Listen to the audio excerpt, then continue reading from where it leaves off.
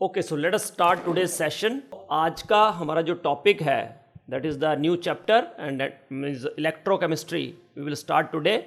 और electrochemistry electrochemistry जो है that deals with electrochemical cell. Main जो इसका फंक्शन है, जो कि अभी लेटेस्ट जो टेक्नोलॉजी है, electric cars, electric scooter, everything is covered by electrochemical reactions, redox reactions, right? तो जो भी लिखा है ना, electrochemistry is important for creating new technologies that are eco friendly and because of more efficiency and causing less pollution. Because major issue जो है आज का that is pollution and at the same time efficiency. तो ये सारी problem को solve करती है electrochemistry. It is very important chapter. तो इसमें सबसे पहला जो टॉपिक है वो हम ले रहे हैं जो ऑक्सीडेशन नंबर।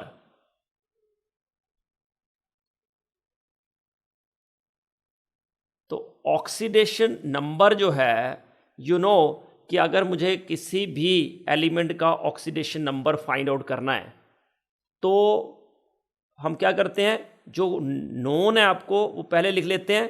तो अलग अलग रूल्स हैं। पहला रूल ये है कि जो एल्कली मेटल्स हैं एंड एल्कली मेटल्स का ऑक्सीडेशन नंबर कितना होता है?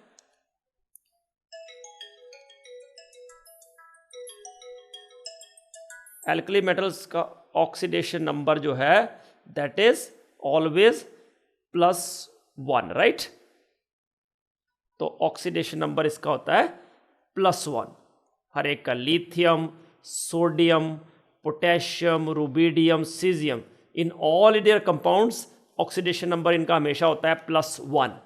और दूसरे नंबर पे आता है एल्केलाइन अर्थ मेटल्स। तो एल्केलाइन अर्थ मेटल्स जो हैं उनका oxidation number is always +2, that is beryllium, magnesium, calcium, strontium, barium. तो इनका ऑक्सीडेशन नंबर हमेशा ही क्या होता है? +2 इन ऑल देयर कंपाउंड्स। ठीक है, ये रूल नंबर 2। वैसे सबसे पहले जो रूल आना चाहिए था वो कौन सा था, जो मैं 3rd नंबर पे लिख रहा हूं कि any atom in its elemental state, कोई भी एटम अगर इसकी एलिमेंटल स्टेट में है तो उसका ऑक्सीडेशन नंबर क्या होगा? 0 ऑक्सीडेशन नंबर। उसका ऑक्सीडेशन नंबर क्या होगा? 0। जैसे सोडियम का एलिमेंटल स्टेट क्या है? सोडियम सॉलिड, तो सोडियम सॉलिड का 0 होगा। बट सोडियम क्लोराइड होगा तो +1।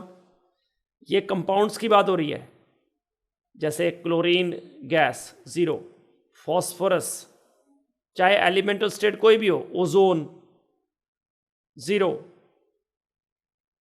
S8 0, इन सब का ऑक्सीडेशन नंबर किसी भी एटम का इसकी एलिमेंटल स्टेट में 0 होगा। और oxidation number of fluorine is always, बोलो, -1।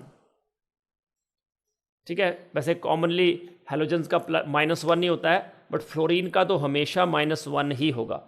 और ऑक्सीजन का इन मोस्ट ऑफ इट्स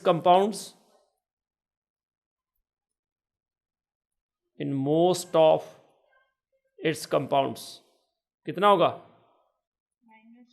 -2। बट अगर मान लिया परऑक्साइड है, परऑक्साइड क्या होता है? O2 नेगेटिव, या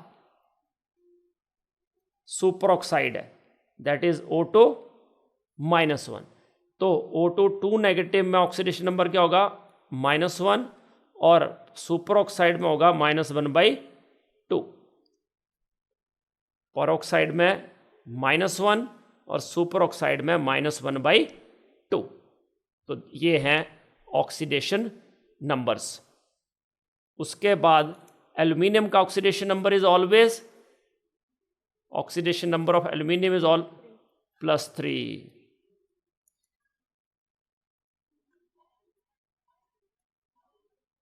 +3, दैट्स इट। तो ये कुल मिला के इतना पहले हमें पता होना चाहिए। फिर हाइड्रोजन की बात कर लेते हैं। हाइड्रोजन का oxidation number in most of the case it is +1, but वही hydrogen if it is with किसके साथ हो, मेटल के साथ, hydrogen with metal, then its oxidation number is -1। ठीक है, बाकी in all the cases its +1। तो जैसे मान लिया मुझे ऑक्सीडेशन नंबर निकालना है मैग्नीज का, जो कि मोस्ट कॉमन है इन KMnO4, पोटेशियम पर मैग्नेट। ये भी पता होगा आपको कि it is always an oxidising agent, it act as oxidising agent only. तो what is the oxidation number of manganese? What is the oxidation number of manganese? +7, क्योंकि AX ले लेते हैं, पोटेशियम इज +1, ऑक्सीजन इज -2, तो it is 1 + x - 8 = 0, x - 7 = 0 और x is equal to +7। तो oxidation number of manganese in KMnO4 is +7। और आपको पता होगा कि maximum oxidation number of manganese क्या हो सकता है? मैग्नीज का मैक्सिमम ऑक्सीडेशन नंबर क्या हो सकता है?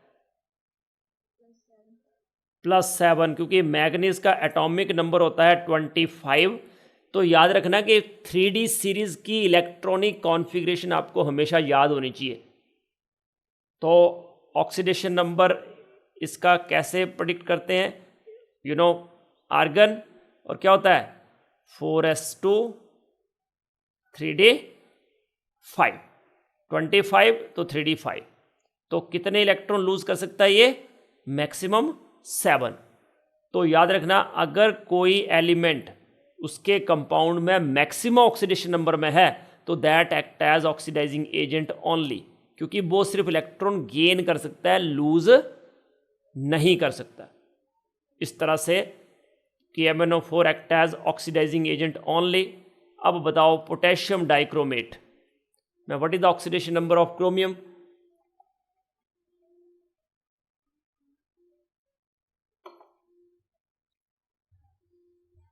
पोटेशियम डाइक्रोमेट में what is the oxidation number of chromium? तो आपको पता है कि पोटेशियम तो हमेशा क्या रहेगा? +1।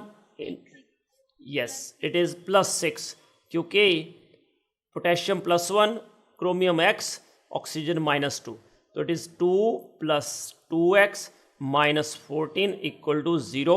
ये मैं मोस्ट कॉमन बता रहा हूं, जो कि आपको बिना देखे ही पता होना चाहिए कि ये +6 आ गया। अब आपको पता है क्रोमियम जो है उसकी electronic configuration, chromium is an exception, exceptional electronic configuration होती है ना क्रोमियम और कॉपर की। It is 3d5 4s1। तो कितने इलेक्ट्रॉन लूज कर सकता है? मैक्सिमम 6, और 6 ही लूज कर दिए, मतलब ये मैक्सिमम ऑक्सीडेशन नंबर में है। तो it is also acting as oxidising agent only. अगर कोई भी एलिमेंट मैक्सिमम ऑक्सीडेशन नंबर में है तो वो हमेशा ऑक्सीडाइजिंग एजेंट की तरह ही एक्ट करेगा। और ये 2 एग्जाम्पल मैंने आपको दे दिए। ओके, अब आ जाओ, अगर मैं लिखूं H2S। अब H2S में what is the oxidation number of sulphur?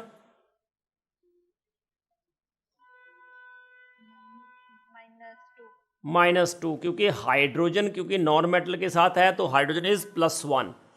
कब हाइड्रोजन -1 होता है? जब मेटल के साथ हो। तो ये 2 + x = 0, मतलब x = -2। अब सल्फर की बात करें तो इसका एटॉमिक नंबर होता है 16, और इसकी इलेक्ट्रॉनिक कॉन्फ़िगरेशन क्या होगी? नियॉन 3s2, 16 है ना, तो नियॉन हो गया 10, 3s2 3p4।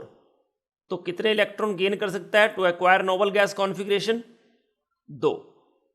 तो -2 इसकी मिनिमम ऑक्सीडेशन नंबर है। और कितने इलेक्ट्रॉन लूज कर सकता है? 6, तो +6, मतलब सल्फर का ऑक्सीडेशन नंबर वेरी करता है फ्रॉम -2 टू +6। तो अगर ये -2 से +6 तक वेरी करता है और H2S में ये +-2 है, इसका मतलब इससे ज़्यादा इलेक्ट्रॉन ये गेन नहीं कर सकता है। इसका मतलब इसमें सल्फर का मिनिमम ऑक्सीडेशन नंबर है, इसमें सल्फर का मिनिमम ऑक्सीडेशन नंबर है। अगर कोई मिनिमम ऑक्सीडेशन नंबर में हो तो that act as reducing agent only. तो दो चीज़ें बात पता चल गई आपको कि अगर कोई एलिमेंट मैक्सिमम ऑक्सीडेशन नंबर में है किसी कंपाउंड में, तो वो हमेशा ही ऑक्सीडाइजिंग एजेंट एक्ट करेगा, ओनली ऑक्सीडाइजिंग एजेंट। और अगर मिनिमम में है तो वो हमेशा क्या एक्ट करेगा, रिड्यूसिंग एजेंट। अब बात करते हैं कि अगर कोई एलिमेंट है इन इंटरमीडिएट ऑक्सीडेशन स्टेट, अगर कोई इंटरमीडिएट ऑक्सीडेशन नंबर में है, ऑक्सीडेशन स्टेट उसकी इंटरमीडिएट है, मतलब मिनिमम और मैक्सिमम के बीच में कोई भी। अब बताओ नाइट्रोजन का ऑक्सीडेशन नंबर कहां से कहां तक वेरी कर सकता है?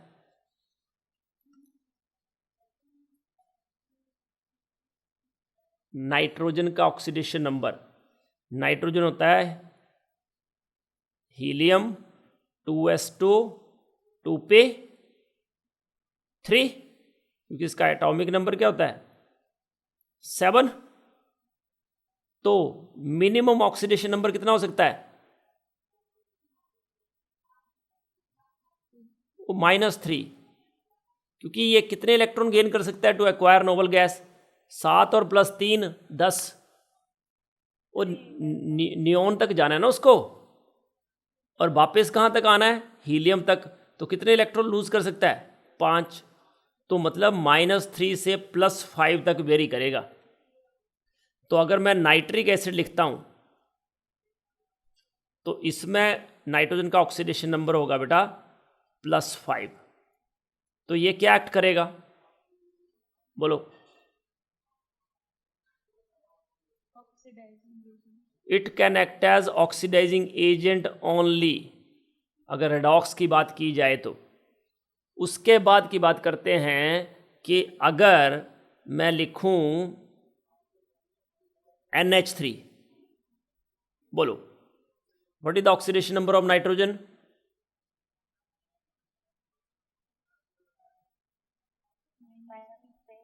-3। तो it act as reducing agent only. और अगर ये HNO2 है तो इसमें इसका ऑक्सीडेशन नंबर है +3। ऑक्सीडेशन नंबर निकालने में किसी को प्रॉब्लम तो नहीं है ना? तो देखो हाइड्रोजन +1, नाइट्रोजन X -4 0, तो X -3 = 0, मतलब X हो गया +3। तो अब बताओ अगर वो +3 है तो मतलब इंटरमीडिएट हो गया, तो it act as oxidising agent as well as reducing agent. मतलब वो ऑक्सीडेशन नंबर को बढ़ा भी सकता है, कम भी कर सकता है। तो ऐसा कंपाउंड जो है that can undergo disproportionate, it can undergo disproportionation. तो कई बार ऐसा क्वेश्चन आ सकता है कि जो कंपाउंड दिया हो और पूछा हो कि which element can undergo disproportionation, या which element can act as oxidising agent as well as reducing agent. तो आपको देखना है कि कोई ऐसा एलिमेंट है जिसकी ऑक्सीडेशन नंबर मैक्सिमम भी नहीं है और मिनिमम भी नहीं है, इंटरमीडिएट है, तो वो ही एलिमेंट होगा। ओके, इसके बाद बात करते हैं कि डिसप्रोपोर्शनेशन रिएक्शन होता क्या है। यस बेटा, क्या होता है ये डिसप्रोपोर्शनेशन रिएक्शन?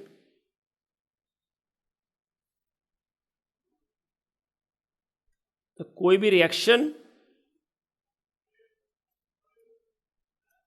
बोलो in which same element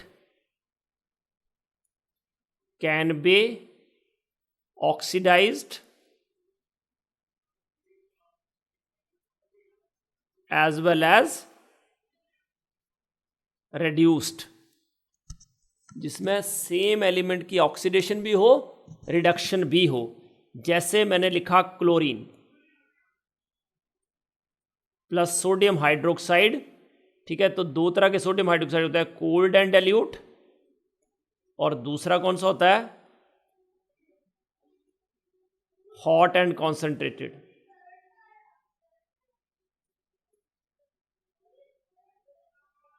cold and dilute में क्या होता है, NaCl plus NaClO plus H2O, और हॉट एंड कॉन्सेंट्रेटेड में क्या बनता है, NaCl NaClO3 प्लस H2O। याद ही रखना ये दोनों रिएक्शन इंपॉर्टेंट है। तो देखो इसमें क्लोरीन है 0, इसमें भी क्लोरीन है 0, इसमें ये क्लोरीन क्या हो गया -1, और इसमें क्लोरीन क्या हो गया +1, और इसमें क्लोरीन क्या हो गया +5। एक में -1 +1, दूसरे में -1 +5।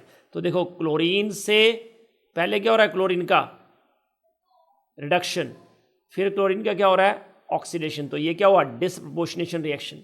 यहाँ भी 0 से -1, 0 से +5, एक में ऑक्सीडेशन एक में रिडक्शन। ऑक्सीडेशन क्या होता है, इंक्रीज इन ऑक्सीडेशन नंबर, और reduction decrease in oxidation number. अब मैं थोड़ी सी आपको बैलेंसिंग सिखा देता हूँ, और साथ में मुझे ये बताओ कि अगर मेरे पास है कार्बोनेट, तो what is the oxidation number of carbon in it. Carbonate ion में what is the oxidation number of carbon.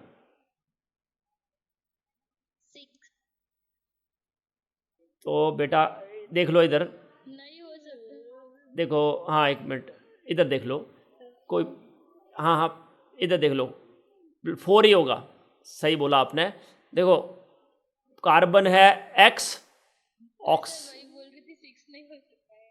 अच्छा ओके, कार्बन X और ऑक्सीजन -2, तो X माइनस क्या हो जाएगा 6 इक्वल टू -2। जो इसके ऊपर चार्ज है दैट उसके बराबर हो जाता है ये सारा। जैसे पहले जो भी किया हमने, KMnO4, K2Cr2O7, H2S, वो क्या थे, न्यूट्रल, तो हमने इक्वल टू लिखा 0।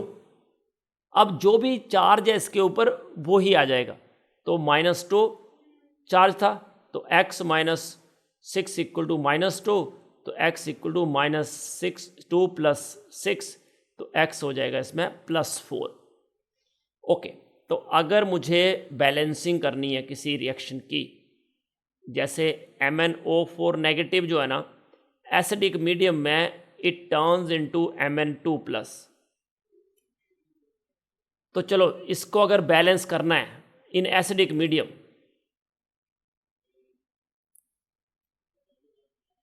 एसिडिक मीडियम में मुझे इस रिएक्शन को बैलेंस करना है, तो क्या करूंगा, पहले सबसे पहला क्या काम करना होता है, हम बैलेंस करते हैं एटम्स, कौन से, other than hydrogen and oxygen. Balancing के मैं वीडियो भी भेज दूंगा अलग से, ठीक है, उसमें अगर नहीं आता होगा तो आप सीख लेना। मैं एक बैलेंसिंग करके दिखाता हूँ बस, कि मैग्नीज दोनों साइड +2 है, सॉरी एक ही मैग्नीज है दोनों साइड। पहले एटम बैलेंस करने हैं other than hydrogen and oxygen, तो मैग्नीज दोनों साइड 1-1 है। अब ऑक्सीजन जितने हैं ना उतने वाटर ऐड कर देने हैं opposite side. Add H2O to the side deficient of oxygen. Left side 4 oxygen थे और राइट साइड 0, तो हमने 4 वाटर ऐड कर दिए, और double number of H+ to the opposite side. ये करने के बाद इस साइड कितना पॉजिटिव चार्ज हो गया 7, और इस साइड +2, उस साइड +7। तो चार्ज बैलेंस करने के लिए हमने 5 इलेक्ट्रॉन ऐड कर दिए। तो इसमें एक और फैक्टर कम आया कि एसिडिक मीडियम में what is the n factor of KMnO4। तो अगर मैं इक्विवेलेंट वेट लिखूं पोटेशियम पर मैग्नेट का इन एसिडिक मीडियम, तो याद रखना इट इज़ M/5। वैसे ही बेसिक मीडियम में कैसे बैलेंस करते हैं, MnO4 नेगेटिव से MnO2 मीडियम है बेसिक, बेसिक मीडियम में MnO4 नेगेटिव बनाता है MnO2। तो अगेन एटम बैलेंस करने हैं other than hydrogen and oxygen, तो मैग्नीज है एक एक ही है, बैलेंस है 4 ऑक्सीजन 2 ऑक्सीजन, तो जिस साइड एक्सेस में ऑक्सीजन है, अब देखो बेसिक मीडियम में उल्टा कर देना है, add H2O to the side excess of oxygen, तो इस साइड कितने एक्सेस में है, ये 4 और 2, तो 2 एक्सेस में हुआ ना, तो 2 वाटर ऐड कर दो और double number of OH negative ion to the opposite side हो गया। तो यहाँ 1 नेगेटिव, इधर 4 नेगेटिव, तो 3 इलेक्ट्रॉन ऐड कर दिए। तो याद रखना कि बेसिक मीडियम में जो KMnO4 है उसका इक्विवेलेंट वेट होता है m/3, ये हो गया। इसके बाद अगर ये एसिडिक मीडियम का है, ये basic medium and neutral medium, basic और मतलब वीकली बेसिक एंड न्यूट्रल की बात हो रही है, और सिंपली बेसिक लिखा है तो भी यही करना है, बट अगर लिखा है स्ट्रांगली बेसिक, स्पेशल मेंशन, अगर स्ट्रांगली बेसिक लिखा है तो इक्विवेलेंट वेट इज m/1, और कब ये होगा, जब स्ट्रांगली बेसिक मीडियम है। तो यहाँ तो एक एक ही था इसलिए ऐसा हो गया। अब अगर मेरे पास डाइक्रोमेट है, डाइक्रोमेट सिर्फ एसिडिक मीडियम में कन्वर्ट होता, प्रीवियस स्लाइड फिर से। हाँ जी, तो याद रखना कि एसिडिक मीडियम में equivalent weight is m/5, weekly basic medium में या न्यूट्रल मीडियम में इक्विवेलेंट वेट इज m/3, और जो स्ट्रांगली बेसिक मीडियम है उसमें जो है इक्विवेलेंट वेट इज m/1। तो ये जो है KMnO4 के अलग अलग मीडियम में जो है n फैक्टर्स हैं 5, 3, 1, और इक्विवेलेंट वेट भी ऐसे निकाल सकते हैं, और बैलेंसिंग का वे भी मैंने आपको बता दिया। ओके, अब अगर मेरे पास डाइक्रोमेट है और Cr3+ है, मीडियम हमेशा एसिडिक होगा, एसिडिक मीडियम में ही वो एक्ट करता है, ठीक है। तो बताओ क्या करेंगे, सबसे पहले बैलेंस करेंगे एटम्स, कौन से, other than hydrogen and oxygen. तो इधर कितने क्रोमियम है, 2, इधर 1, तो 2 क्रोमियम कर दिए। अब H2O ऐड कर रहे हैं, किस साइड, टू द साइड। पहले देखो, सबसे पहले क्रोमियम मैंने बैलेंस किए, उसके बाद 7H2O और डबल H+, 14H+, और कितना हो जाएगा यहाँ 12 पॉजिटिव टोटल, इधर 6 पॉजिटिव, तो +6 इलेक्ट्रॉन्स। तो इस तरह से जो इक्विवेलेंट वेट है that is equal to m/6, equivalent weight is m/6। याद रखना इसमें n फैक्टर कितना होता है, 6। ओके, अब डाइक्रोमेट और क्रोमेट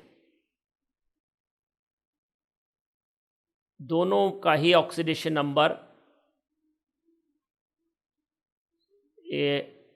+6 ही होगा दोनों में, डाइक्रोमेट में भी +6, क्रोमेट में भी +6। इसका ऑरेंज कलर होता है, इसका येलो। तो अगर हमें इसको बैलेंस करना है तो देखो, इधर पहले एसिडिक मीडियम में बैलेंस कर लेते हैं, दोनों मीडियम में बैलेंस करते हैं। देखो, पहले मैंने एसिडिक में बैलेंस करना चाहा तो क्या करूँगा, add H2O to the side deficient of oxygen and double number of H+ ion to the opposite side. इसका मतलब अगर मीडियम होगा एसिडिक तो इक्विलिब्रियम इधर आएगा, और कैसा होगा सोल्यूशन, ऑरेंज कलर का। वहीं अगर मीडियम चेंज कर दें,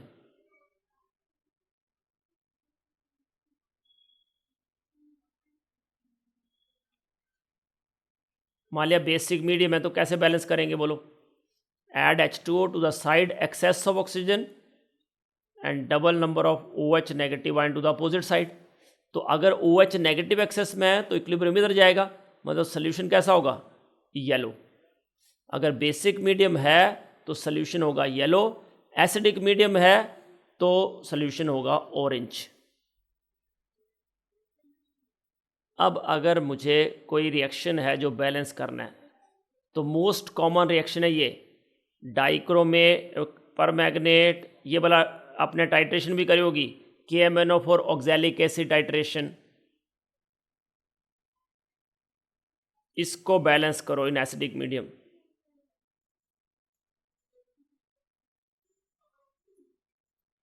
बोलो बेटा, कितने MnO4 नेगेटिव होंगे, कितने C2O4 2 नेगेटिव होंगे?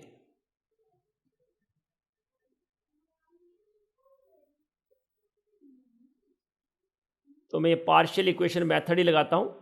MnO4 नेगेटिव से Mn2 प्लस, अभी किया था बैलेंस हमने, 4H2O 8H plus 5 electron, C2O4 2 negative से CO2 तो 2 इलेक्ट्रॉन, इसको मल्टीप्लाई कर देंगे बेटा 5 से और इसको मल्टीप्लाई कर देंगे 2 से। क्यों? क्योंकि electron gain equal two electron lost होने चाहिए। तो ये हो जाएगा 2 MnO4 negative 5 C2O4 2 negative 16 H plus 2 Mn2 plus 10 CO2 8 H2O। तो ये होगी बैलेंस्ड इक्वेशन। That's it. तो चलो एक दो क्वेश्चन करते हैं हम इससे रिलेटेड। रेडॉक्स रिएक्शन में what is the oxidation number of nitrogen in N3 negative ion? तो देखो, अगर आपको N3 नेगेटिव आयन दिया है तो आपको इसको X मानना है, जिसका ऑक्सीडेशन नंबर निकालना है। तो कितना हो गया 3X and that is equal to -1, जो भी चार्ज है उसके ऊपर। तो X इज -1/3। तो that is the way to calculate. तो oxidation number of nitrogen in N3 negative ion, क्या बोलते हैं इस आयन को? It is called azide ion. तो एजाइड आयन में नाइट्रोजन का ऑक्सीडेशन नंबर होगा -1/3। और ये GSET 2014 का क्वेश्चन है। वैसे ही what is the oxidation state to iron in Fe3O4? बोलो बेटा, कैसे निकालेंगे?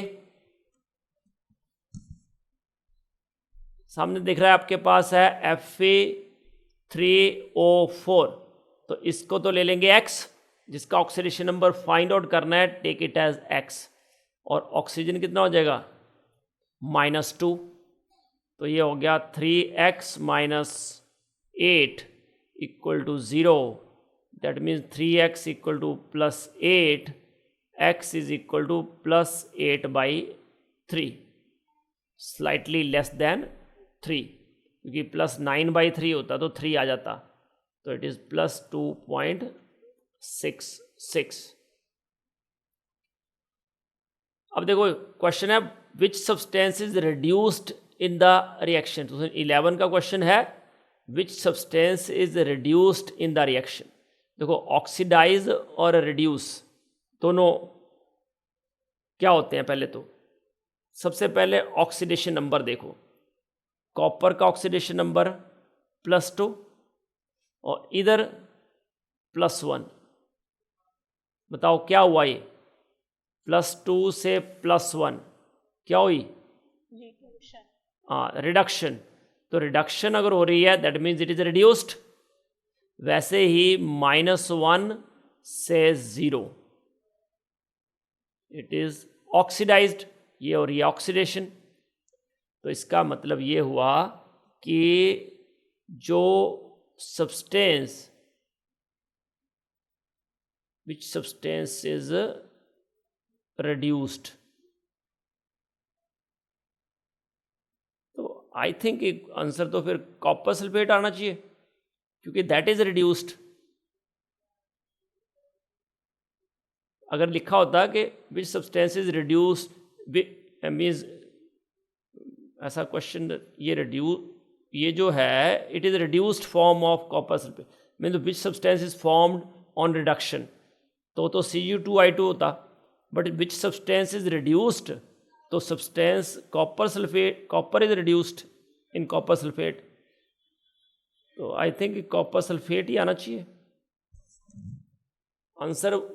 की मैं सी दिया होना है ना, but which substance is reduced in the reaction, so it is copper sulphate which is reduced.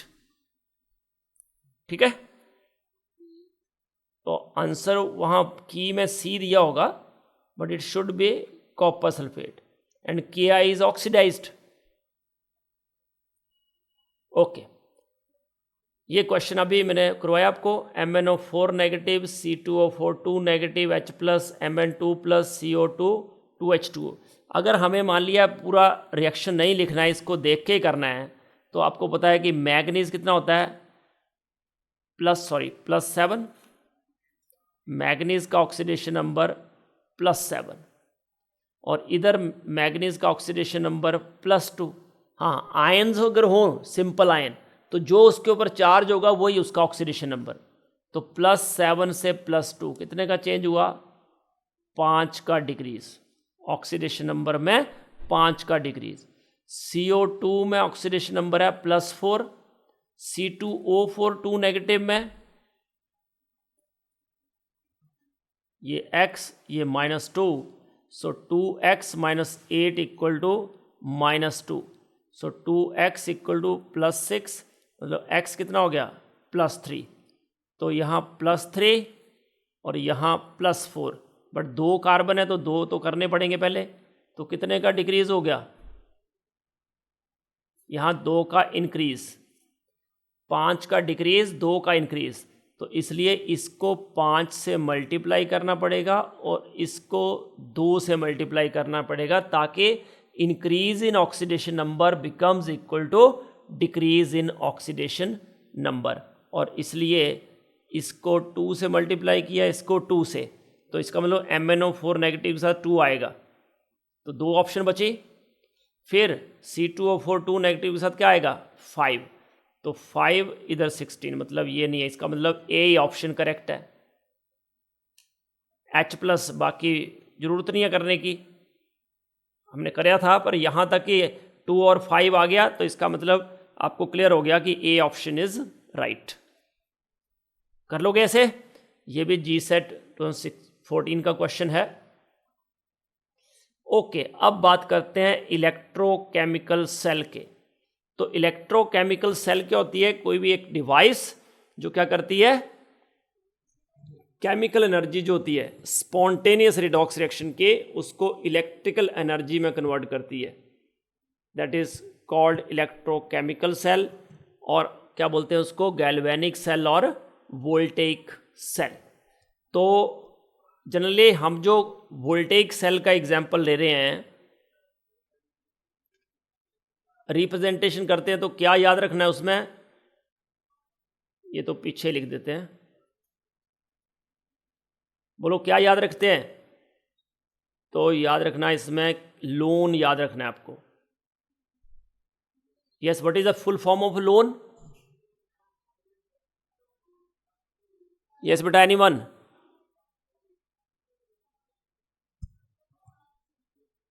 नहीं, इलेक्ट्रोकेमिकल सेल की रिप्रेजेंटेशन तो करी है ना। चलो, तो L for left, O for oxidation, and A for anode and N for negative. तो याद रखना कि जो लेफ्ट साइड वाला होता है उस पे ऑक्सीडेशन होती है, तो राइट साइड वाले पे क्या होगी, रिडक्शन। और लेफ्ट साइड वाला जो है वो एनोड एक्ट करता है, तो राइट साइड वाला कैथोड। अगर लेफ्ट साइड वाले पे नेगेटिव साइन होता है तो राइट साइड वाले पे पॉजिटिव, तो that is the representation of an electrochemical cell. तो मोस्ट कॉमन एग्जांपल लेते हैं, that is zinc copper cell. तो जिंक कॉपर सेल में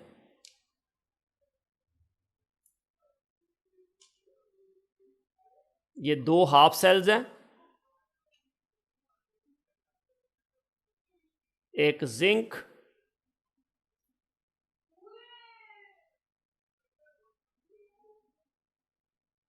और दूसरा कॉपर।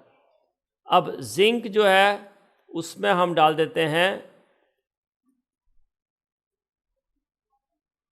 जिंक का सॉल्ट कोई भी, चलिए जिंक सल्फेट ले लेते हैं, और कॉपर में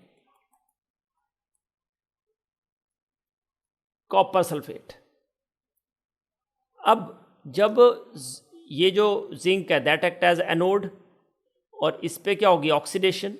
अगर इस पे ऑक्सीडेशन होगी तो जिंक से क्या बनेगा, जिंक 2+।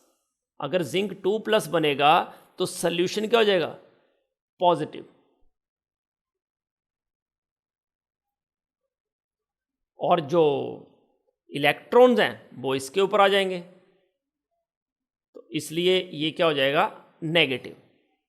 इसलिए एनोड नेगेटिव होता है। वैसे ही इस पे आ जाओ, इस पे क्या होगा, जो इसके अंदर कॉपर 2+ है वो 2 इलेक्ट्रॉन गेन करके बना देंगे कॉपर सॉलिड। तो वो जो कॉपर 2+ है वो जो है इसके ऊपर डिपॉजिट हो जाएगा, तो ये क्या हो जाएगा, पॉजिटिव। और अब पहले क्या था, जितने कॉपर 2+ थे उतने ही सल्फेट थे। अब कॉपर 2+ तो इसके ऊपर डिपॉजिट हो गए, तो कॉपर 2+ कम हो जाएंगे, तो इसका मतलब सल्यूशन क्या हो जाएगा, नेगेटिव। तो इस तरह से ये जो चार्ज की सेपरेशन है, पॉजिटिव और negative charge, that is a seat for potential, और उसी को हम बोलते हैं इलेक्ट्रोड पोटेंशियल। एक या तो इलेक्ट्रोड नेगेटिव होगा तो सॉल्यूशन पॉजिटिव, और अगर इलेक्ट्रोड पॉजिटिव होगा तो सॉल्यूशन नेगेटिव, और इस तरह से इलेक्ट्रोड पोटेंशियल जो है बनता है। फिर हम क्या करते हैं, ये जो इलेक्ट्रोड्स हैं उनको हम कनेक्ट कर देते हैं। जैसे कनेक्ट करते हैं तो इलेक्ट्रोकेमिकल सेल जो है इट स्टार्ट्स वर्किंग। क्या हो जाता है, ओवरऑल सेल रिएक्शन। दोनों को ऐड कर दो तो ओवरऑल जो सेल रिएक्शन है वो क्या हो जाएगा, zinc solid Cu2+ to give zinc 2+ aqueous plus copper solid. तो ये हो गया ओवरऑल सेल रिएक्शन, और ये दो थे हाफ सेल रिएक्शंस। अब क्या होता है कि धीरे धीरे ये पॉजिटिव बढ़ता जाता है, यहाँ पे नेगेटिव बढ़ता जाता है, और एक टाइम आता है कि सेल स्टॉप्स वर्किंग। तो ये जो पॉजिटिव और नेगेटिव चार्ज है दे शुड बी न्यूट्रलाइज्ड, तो उसके लिए हम यूज़ करते हैं सॉल्ट ब्रिज। क्या है ये salt bridge, it is an inverted you tube containing suitable electrolyte, जैसे KCl है, ठीक है। तो ऐसे में क्या होता है कि ये जो पॉजिटिव और नेगेटिव आयन जो हैं on the demand of the solution they move. जैसे इस साइड नेगेटिव हो रहे हैं तो उसमें क्या होएगा, पॉजिटिव आयन आते जाएंगे, यहाँ पॉजिटिव हो रहे हैं तो यहाँ नेगेटिव आयन आते जाएंगे। और ये जो सॉल्ट ब्रिज है it maintain the electrical neutrality of the cell. Cell जो है इलेक्ट्रिकली न्यूट्रल रहे उसके लिए ये जो है काम करता है। और फिर जब ये एग्जॉस्ट हो जाता है तो we will convert it, means it replaced by another salt bridge, और इस तरह से सेल जो है स्टार्ट्स वर्किंग। और ये जो है ये ऑक्सीडेशन हाफ सेल है, ये रिडक्शन हाफ सेल है। इसका E0 वैल्यू हमेशा रिडक्शन पोटेंशियल लिखते हैं, तो वैल्यू इसकी होती है -0.76 वोल्ट, और ये जो है इसकी वैल्यू होती है +0.34 वोल्ट। एक जिंक के -0.76 वोल्ट और कॉपर के +0.34 वोल्ट। और इसकी ओवरऑल सेल रिएक्शन क्या हो जाएगा, E not cell that is equal to E naught cathode. अब कैथोड क्या है, कॉपर। कैसे पता चलता है कैथोड है, क्योंकि रिडक्शन हो रही है। और जिंक क्या है, एनोड, क्योंकि उसकी क्या हो रही है, ऑक्सीडेशन। तो ये E naught cathode minus E naught anode, इस तरह से we calculate E not cell. तो E naught cathode minus E naught anode, और इस तरह से वैल्यू जो है 0.34 माइनस 0.76, तो ये ओवरऑल हो जाता है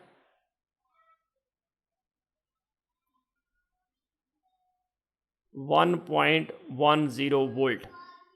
तो वैल्यू आती है ओवरऑल सेल रिएक्शन की, E not cell value is standard EMF of the cell that is 1.10 volt.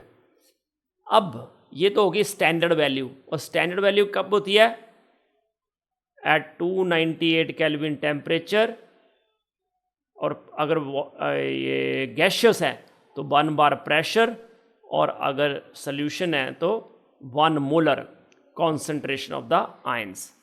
But अगर कॉन्सेंट्रेशन ऑफ द आयंस अलग हो तो फिर हम क्या यूज करते हैं, फाइंड आउट करने के लिए क्या यूज करते हैं, ये बाद में करवाता हूं। वी यूज नॉन्स्ट इक्वेशन, ठीक है। अब नॉन्स्ट इक्वेशन जो है, बोलो क्या होती है Nernst equation,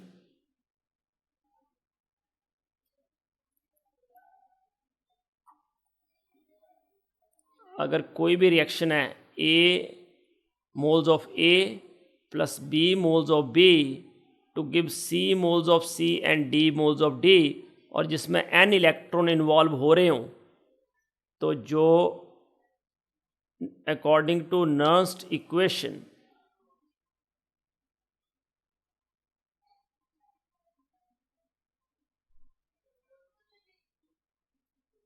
E cell equal to E not cell minus R T upon N F natural log of product of the concentration of products to the reactants। तो ये हो जाता है ई सेल। अब यहां से अगर आगे बढ़े हम, तो E cell equal to E not cell minus natural log को कॉमन कर दें तो क्या हो जाएगा, 2.303 R T over N F log of concentration of C raised to power C, concentration of D raised to power D, concentration of A raised to power A, concentration of B raised to power B। तो यहाँ से ये जो value है 2.303 RT by F, यहाँ ये तो 2.303 है, R क्या हो जाता है 8.314 जूल पर केल्विन पर मोल, टेम्परेचर क्या हो जाता है 298 केल्विन, और F की वैल्यू 96500 कूलम पर मोल। तो इस तरह से ये वैल्यू आती है 0.0591, 2.303 RT अपॉन F की वैल्यू, और न्यूमेरिकल्स में we can take it as 0.06। तो इस तरह से जो ई सेल है that is equal to E not cell minus 0.0591, N क्या है, नंबर ऑफ इलेक्ट्रॉन्स गेन्ड और लॉस्ट, तो log of C D A B. Okay, अब ये हो गई नॉन्स्ट इक्वेशन। अब एट इक्विलिब्रियम इक्विलिब्रियम पे क्या होता है, जो EMF ऑफ द सेल है that is equal to 0।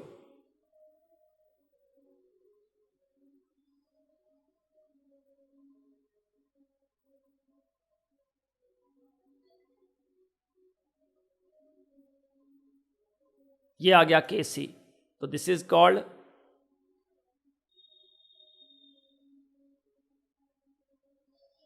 Equilibrium constant.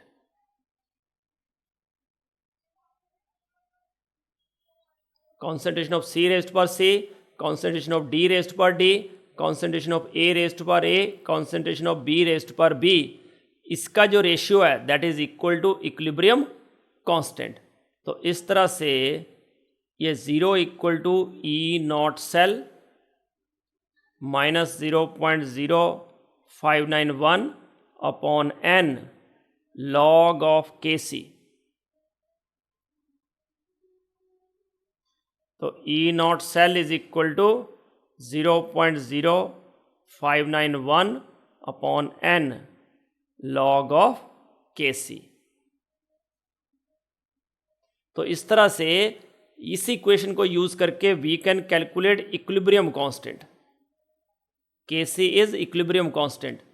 तो इस तरह से log ऑफ Kc जो है that is equal to N E0 cell divided by 0.0591। तो इस तरह से हम इक्विलिब्रियम कांस्टेंट इससे फाइंड आउट कर सकते हैं इस इक्वेशन को यूज करके। उसके बाद और क्या निकाल सकते हैं हम, standard gives free energy. Standard gives free energy is minus NF E0, yes।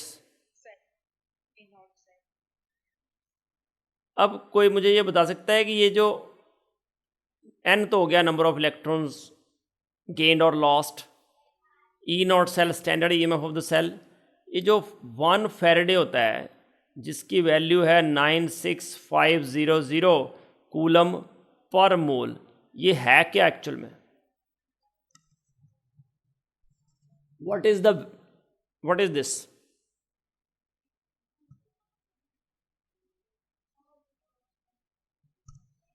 Yes बेटा, ये क्या है? इट इज चार्ज ऑन, किसका चार्ज है ये? तो याद रखना, it is charge on 1 mole of electrons बेटा। It is charge on 1 mole of electrons. 1 mole electron का चार्ज है ये। एक इलेक्ट्रॉन पे चार्ज कितना होता है? 1.602 इंटू 10⁻⁻19।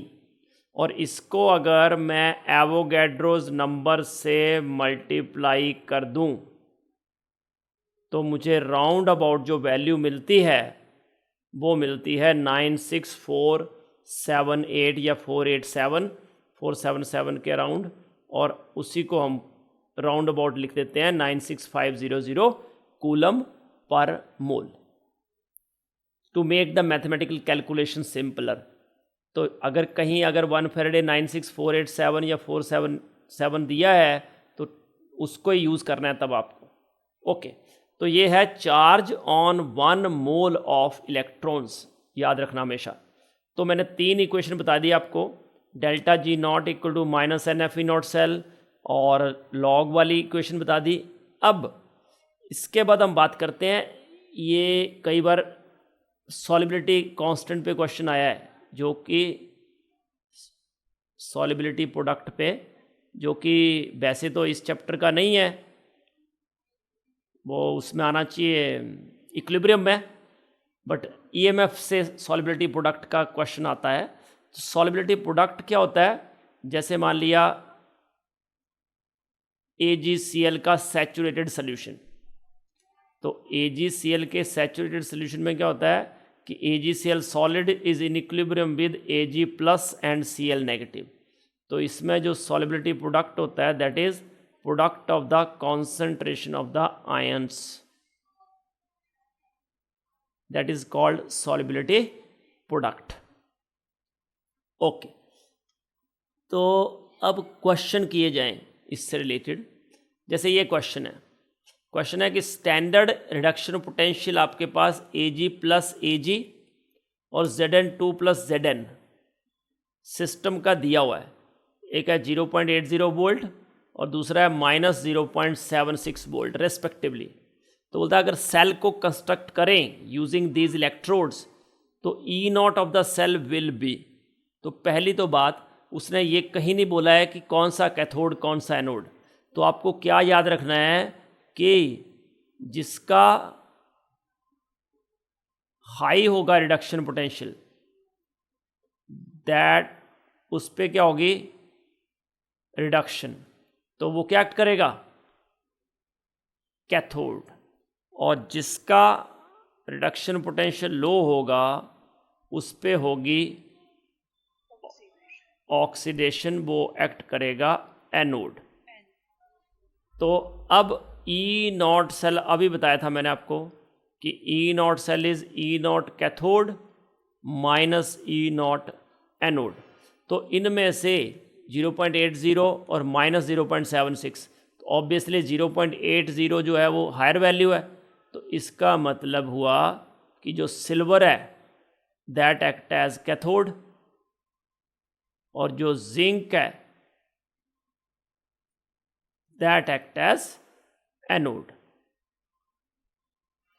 तो कैथोड हो गया 0.80 वोल्ट माइनस -0.76 वोल्ट, मतलब 0.80 प्लस 0.76, तो 1.56 वोल्ट. तो वैल्यू आ गई 1.56 volt. E0 cathode minus E0 anode. इसी का अगर सेल रिएक्शन लिखना हो ना आपको, तो क्या करना है आपको, सेल रिएक्शन लिखते हैं Ag प्लस Ag और दूसरा है Zn2 प्लस Zn. तो अभी हमने पढ़ा कि ये क्या है कैथोड. तो obviously cathode is like this और एनोड पे क्या होगी ऑक्सीडेशन. तो ये एनोड.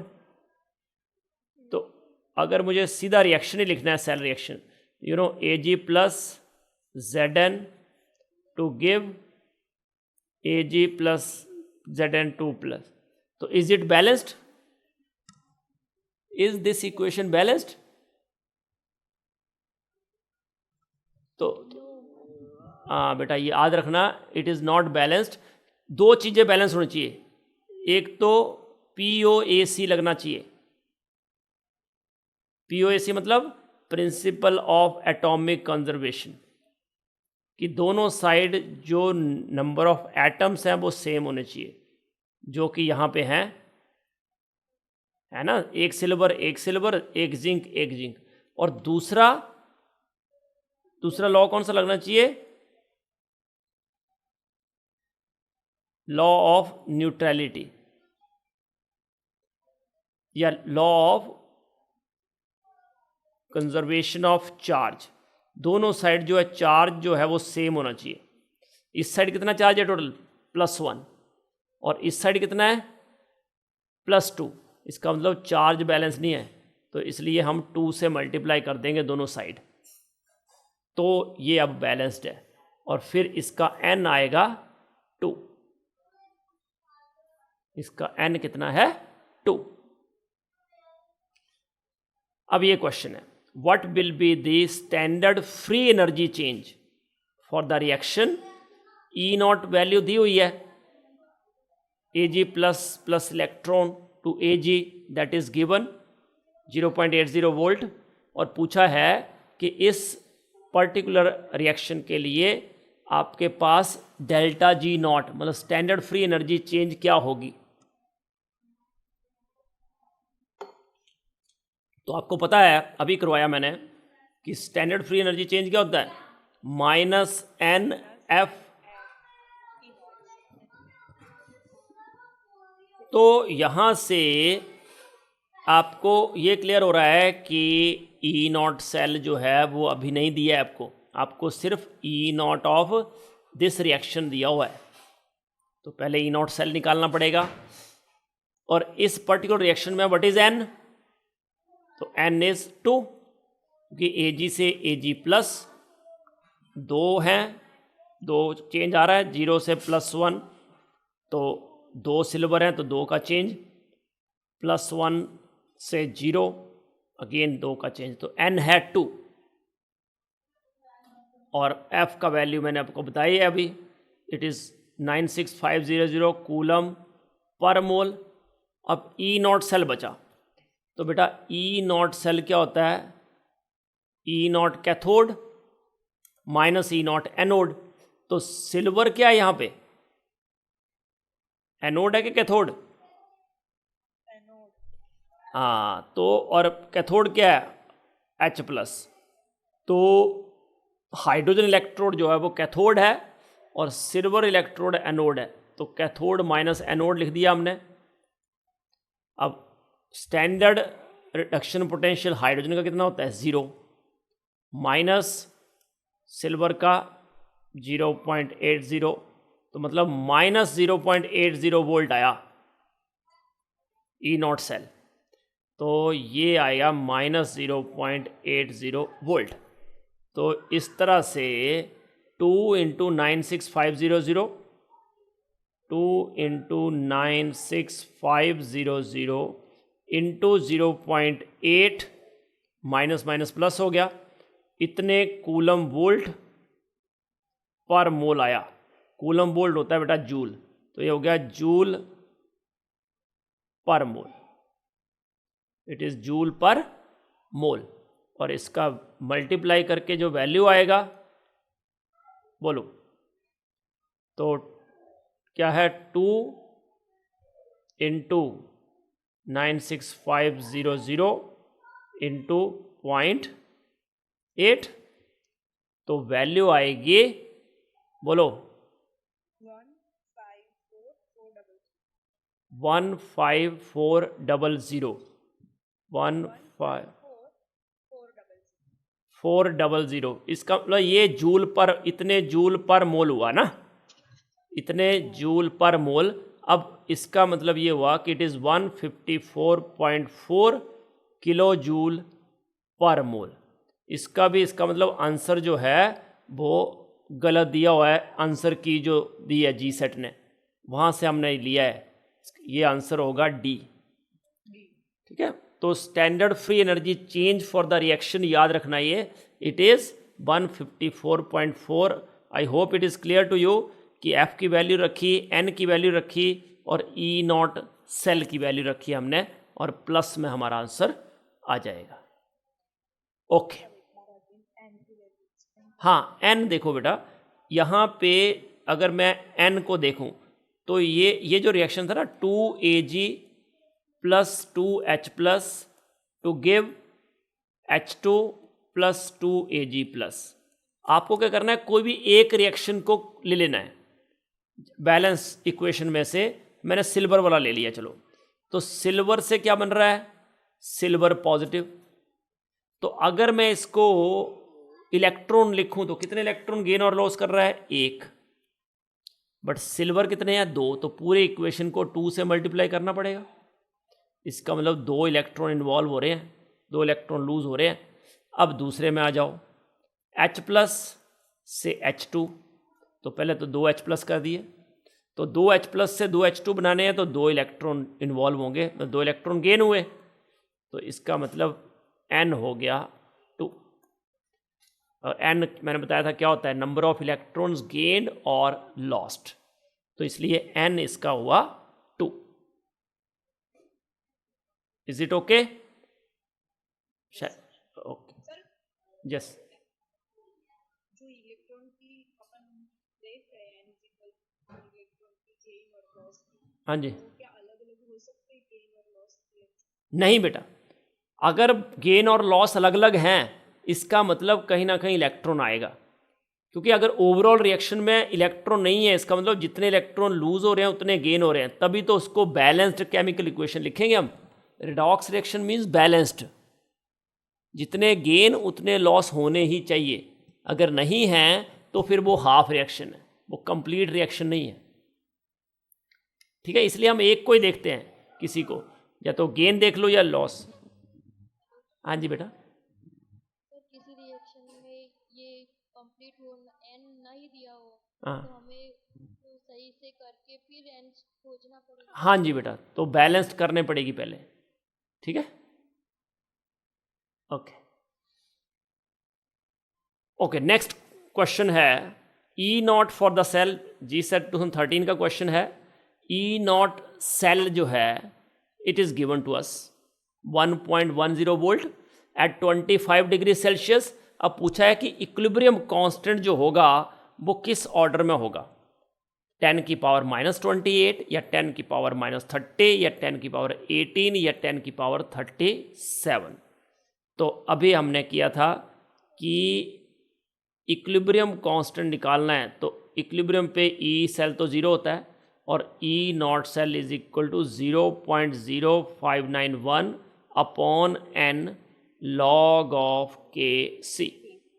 तो इस तरह से पहले log ऑफ के सी निकाल लो, n into E not cell divided by, मैंने बोला था न्यूमेरिकल में 0.0591 की जगह आपने 0.06 भी ले सकते हैं सीधा। और n की वैल्यू कितनी है यहाँ पे बोलो, what is the value of n? बच्चा आप जब भी बोलते हो तो आपके ये स्पीकर में प्रॉब्लम है क्या? हाँ नहीं बेटा, 1 नहीं है, जिंक से जिंक 2+, तो इधर चार्ज 0 तो 2 इलेक्ट्रॉन आएंगे, 2 n है 2 और ई नॉट सेल जो है वो ऑलरेडी गिवन है 1.10 और इसको है 0.0। हाय हाय बच्चा, आप ना अपने इस स्पीकर को थोड़ा ठीक करो, कुछ ना कुछ प्रॉब्लम है, बहुत पता नहीं बाकियों को सुनाई देता होगा कि नहीं, पर मेरे तो कान खराब हो जाते हैं। कुछ ना कुछ आपके स्पीकर जो आपका तो ये हैंड्स फ्री थोड़ा ठीक करो इसको, है ना। ओके बोलो बोलो। तो ये हो गया 2.2 डिवाइडेड बाई 0.06, तो ये हो गया 220/6। सही करा है मैंने, 100 ले लिया ना ऊपर, है ना। तो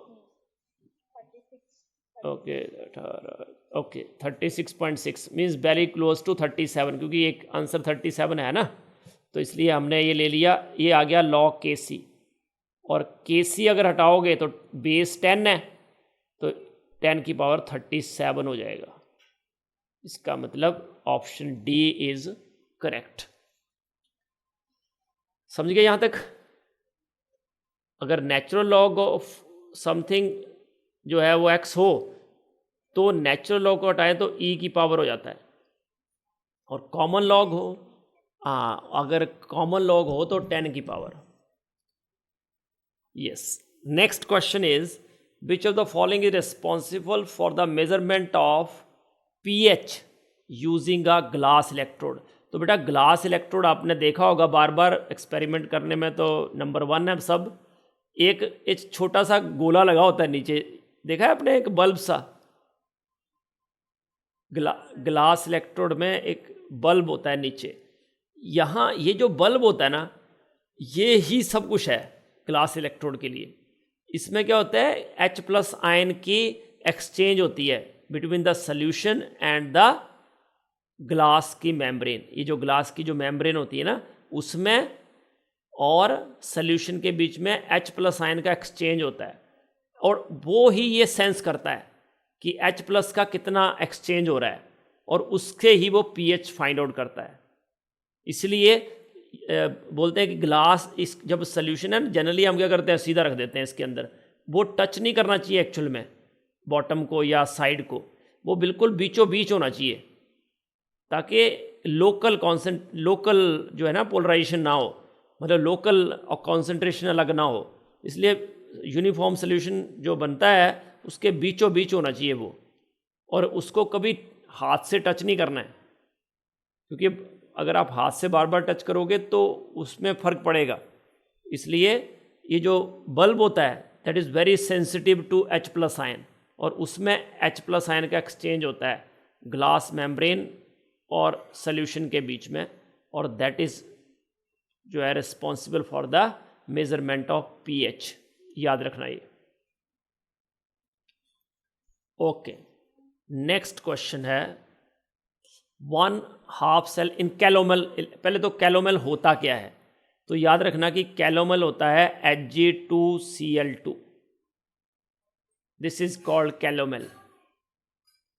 ठीक है, अब ये जो कैलोमल होता है उसमें क्या प्रोडक्ट्स बनते हैं? Hg2Cl2 से याद रखना कि क्या मिलता है हमें, 2Hg + 2Cl नेगेटिव। तो अगर 2Hg और 2Cl नेगेटिव बनते हैं तो कितने इलेक्ट्रॉन गेन करेगा, बोलो मुझे।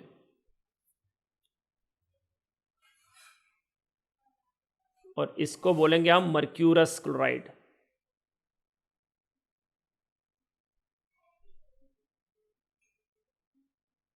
कितने इलेक्ट्रॉन गेन करेगा? Yes, 2 electron. याद रखना क्यों? क्योंकि यहाँ पे चार्ज 0 था और इस साइड चार्ज क्या था, नेगेटिव, -1, सॉरी -2, 2 Cl नेगेटिव थे ना, तो -2 -2 दोनों साइड नेगेटिव चार्ज बैलेंस होना चाहिए। तो इसलिए कोई भी ऑप्शन इसमें राइट नहीं है। ठीक है, बस यहाँ पे अगर ये 2 कर देता तो ये सही हो जाती option. Okay, next question, if E0 copper and E0 silver is given, तो what is the EMF of this particular cell? तो देखो, सबसे पहले हम क्या करेंगे, सेल रिएक्शन लिखना है। सबसे पहला काम जब भी ऐसा क्वेश्चन आए तो we will write the cell reaction. तो सेल रिएक्शन लिखने के लिए क्या करोगे, बोलो। जो लेफ्ट साइड है उसको लेफ्ट साइड रखो। लेफ्ट साइड यहाँ क्या है, कॉपर, और इधर क्या है, सिल्वर। ये आपने लिख दिए। 0.01 मोलर मतलब 10⁻², to give copper 2 + 10⁻² molar plus silver. ठीक है, कॉपर से कॉपर 2 प्लस, Ag+ से Ag, तो ये दो रख दिया हमने। पहले बैलेंस किया, जो भी हम जैसे बैलेंस करते हैं सेम वैसा ही किया है। उसके बाद n कितना है यहाँ पे, बोलो। What is the value of n? हाँ, n है 2। ओके, अब हम इसका EMF निकालते हैं अकॉर्डिंग टू नॉन्स्ट इक्वेशन, और नॉन्स्ट इक्वेशन के अकॉर्डिंग क्या हो जाएगा, E cell equal to E0 cell -0.0591 upon n, that is 2 log of product. तो प्रोडक्ट है कॉपर 2 प्लस कॉन्सेंट्रेशन, सॉलिड की कॉन्सेंट्रेशन या प्योर सॉलिड प्योर लिक्विड दोनों की कितनी होती है, यूनिटी। कॉपर 2 प्लस और यहाँ Ag+ की पावर क्या हो जाएगी बेटा, 2। ये इंपॉर्टेंट चीज़ है। कॉपर 2 प्लस की पावर 1, क्योंकि कॉपर 2 प्लस तो एक ही है, बट Ag+ की पावर मैंने 2 लिखी, क्यों? क्योंकि सिल्वर आयन 2 हैं। ठीक है, अब यहाँ से E0 सेल पहले निकाल लो। तो व्हाट इज E0 सेल, बोलो। E0 कैथोड, तो कैथोड क्या है इसमें, बेटा कैथोड है silver. Yes, silver is cathode और कॉपर इज एनोड। ठीक है, तो सिल्वर है 0.80 और कॉपर है 0.34, तो कितना हो गया ये 0.46 वोल्ट। तो अब ई सेल जो है, E cell that is equal to E not cell that is 0.46 minus 0.06 ही लिख देता हूँ सीधा, 0.0591 है, उसको 0.06 लिख दो, और log of copper 2 plus that is 10⁻⁻², और सिल्वर 10⁻⁻² की पावर 2। तो यहाँ से जो वैल्यू है दैट इज 0.03, और ये लॉग क्या हो जाएगा 10 की पावर 2, क्योंकि 10⁻⁻² 10⁻⁻² तो हो जाएगा कैंसिल, और बचा क्या हमारे पास, बोलो, हमारे पास बचा 10⁻²। आई होप कि ये क्लियर ही होगा आपको कि 10 की पावर -2 है और 10 की पावर -4 है, तो 10 की पावर -2 + 4 मतलब 10⁻²। तो इस तरह से ये आ गया 0.46 - 0.03 इंटू 2 log 10, और log 10 कितना होता है,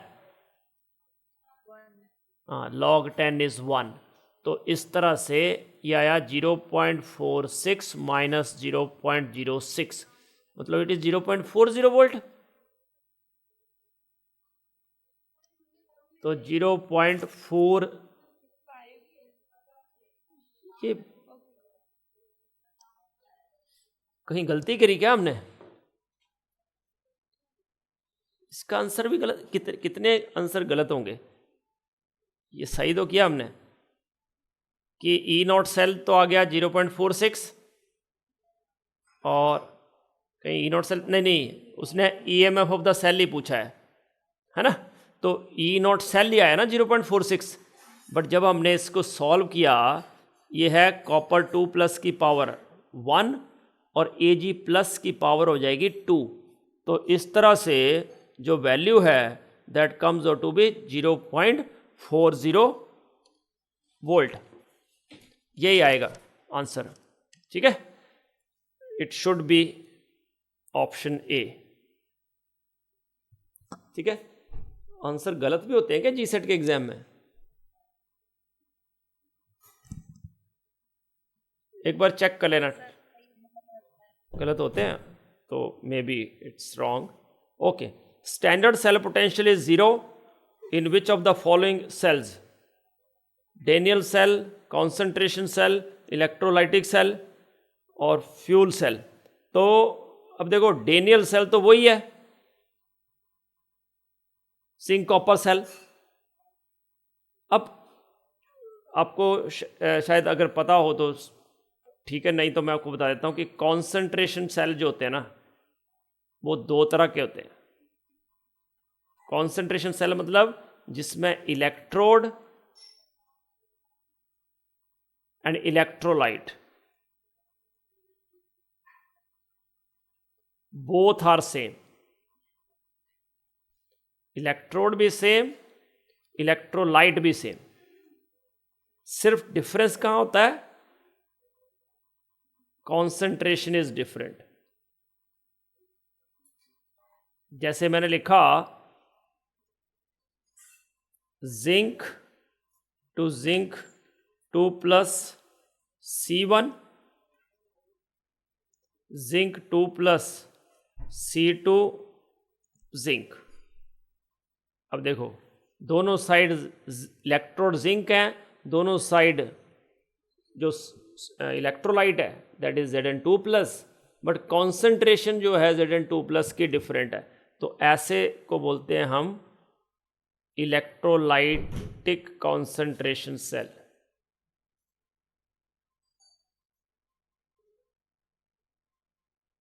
और इन सेल में, कॉन्सेंट्रेशन सेल में याद रखना कि ई नॉट सेल जो होता है दैट इज ऑलवेज 0,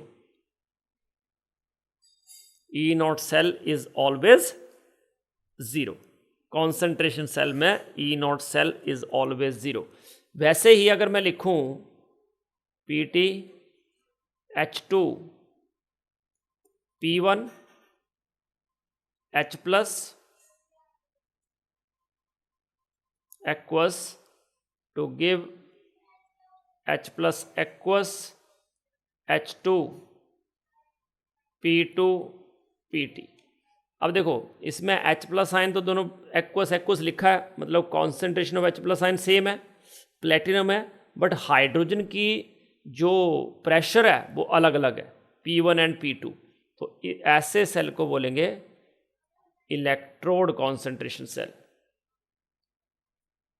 तो चाहे इलेक्ट्रोड कॉन्सेंट्रेशन हो चाहे इलेक्ट्रोलाइट कॉन्सेंट्रेशन सेल हो, दोनों में जो ई नॉट सेल है दैट इज जीरो, क्योंकि ई नॉट ऑफ कैथोड और E naught of anode that is same. अब जैसे ये है इलेक्ट्रोलाइट, तो इसका आंसर तो सिंपली आपके पास आ गया कि कौन सा ऐसा सेल है जिसका स्टैंडर्ड सेल पोटेंशियल जीरो होता है, तो वो होगा कॉन्सेंट्रेशन सेल। अब इसके मैं थोड़ी डिटेलिंग दे देता हूँ आपको। जैसे ये वाला है और इसका मुझे सेल रिएक्शन लिखना है, तो जिंक से क्या बन रहा है, Zn2 plus with C1 concentration, और दूसरा Zn2 प्लस C2 कॉन्सेंट्रेशन से Zn। वैसे भी इसका लिखना हो तो जो Zn2 प्लस C1 है वो राइट साइड आएगा और Zn2 प्लस C2 कहाँ आएगा, लेफ्ट साइड। मतलब कि ये आ गया Zn2 plus C2 to give Zn2 plus C1। इसको देख के पता चल रहा है कि ये राइट साइड होगा और ये लेफ्ट साइड होगा। Zn2 plus C2 on the left side, Zn2 plus C1 is the right side. अब इसका अगर मुझे नॉन्स्ट इक्वेशन लिखनी है तो E cell equal to E not cell तो ज़ीरो है, तो वो लिखो मत, सीधा कहाँ से आ जाओगे, -0.0591 ओवर n, n है 2, लॉग ऑफ प्रोडक्ट मतलब C1 कॉन्सेंट्रेशन और रिएक्टेंट मीन्स C2 कॉन्सेंट्रेशन। ये होता है ना, क्या होता है, E cell equal to E not cell -0.0591 over n log of product over reactant. इसका मतलब it is 0.0591 over 2 log of C2 by C1। अब अगर कोई क्वेश्चन ऐसे आता है क्वेश्चन कि for a spontaneous reaction what is the relation between C1 and C2, तो स्पॉन्टेनियस रिएक्शन में डेल्टा जी क्या होना चाहिए, less than zero. Free energy change should be less than zero, मतलब नेगेटिव होना चाहिए डेल्टा जी, तभी स्पॉन्टेनियस रिएक्शन होता है, मतलब फिजिबल रिएक्शन होता है। तो उसके लिए ई सेल क्या होना चाहिए, ग्रेटर देन जीरो, पॉजिटिव होना चाहिए, क्योंकि delta G equal to -NF E cell. तो एन और एफ तो पॉजिटिव ही होता है, डेल्टा जी नेगेटिव कब होगा, जब ई सेल पॉजिटिव होगा। तो इस तरह से ये पॉजिटिव होने के लिए C2 should be greater than C1, तो रिएक्शन स्पॉन्टेनियस होगा। ऐसा रिलेशन आता है कि इन कॉन्सेंट्रेशन में बताओ रिलेशन कि रिएक्शन स्पॉन्टेनियस हो जाए ये। तो याद रखना कि C2 should be greater than C1, C2 should be greater than C1। इस रिएक्शन के लिए अगर मुझे लिखना हो तो क्या लिखूंगा, H2P1 टू गिव H2P2। समझ गए ऐसे, H2P1 लेफ्ट साइड है स्लैश के और H2P2 राइट साइड है स्लैश के। तो ये आ गया आपके पास सेल रिएक्शन। तो इसके अकॉर्डिंग अगर मैं नॉन्स्ट इक्वेशन लिखूं तो E cell equal to again 0.0591 upon n हो गया 2, माइनस होता है तो मैंने इस चलो रखता हूँ, तो क्या हो जाएगा, log of product over reactant, मैं प्लस कर देता हूँ तो it is reactant over product. इसका मतलब ये हुआ कि ये सेल स्पॉन्टेनियस कब होगा, जब P1 जो है that is greater than P2। तो ये भी इम्पोर्टेंट क्वेश्चन बनता है कॉन्सेंट्रेशन सेल में से। ये दो चीज़ें याद रखना है। ओके, यस, ये क्वेश्चन तो बिल्कुल कॉमन क्वेश्चन है, बहुत सारे एग्जाम में आया हुआ है। The potential of hydrogen electrode at pH 10 will be, potential of hydrogen electrode at pH 10। तो pH 10 का मतलब क्या है? pH 10 मीन्स pH 10 मतलब minus log of H plus equal to 10 means log of H plus equal to minus 10, मतलब H plus equal to 10 raise to power minus 10।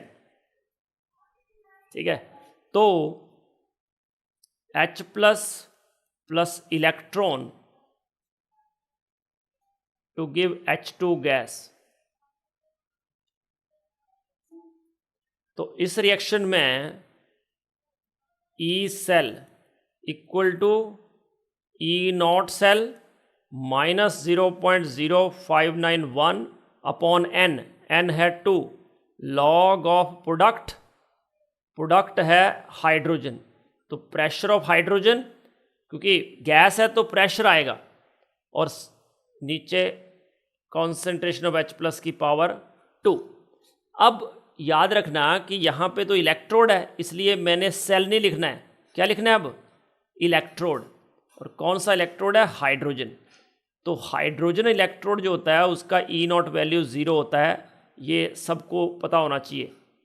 ये तो 0 है, तो इसका मतलब E of H plus H2PT that is equal to minus 0.0591 upon 2 log of, क्योंकि pressure दिया नहीं है, अगर नहीं दिया है तो 1 नहीं लेना है। जो चीज़ नहीं दी होती है वो स्टैंडर्ड लेते हैं। तो 1 अपॉन H प्लस की पावर 2, इसका मतलब ये हुआ it is minus 0.0591 upon 2 log of H plus की पावर माइनस 2, और माइनस 2 को आगे ले लेंगे हम। तो माइनस 2 को आगे ले लेंगे तो हम क्या करते हैं, minus log of H plus ही रखते हैं, उसको कन्वर्ट करते नहीं है, pH ही कर देते हैं इसको।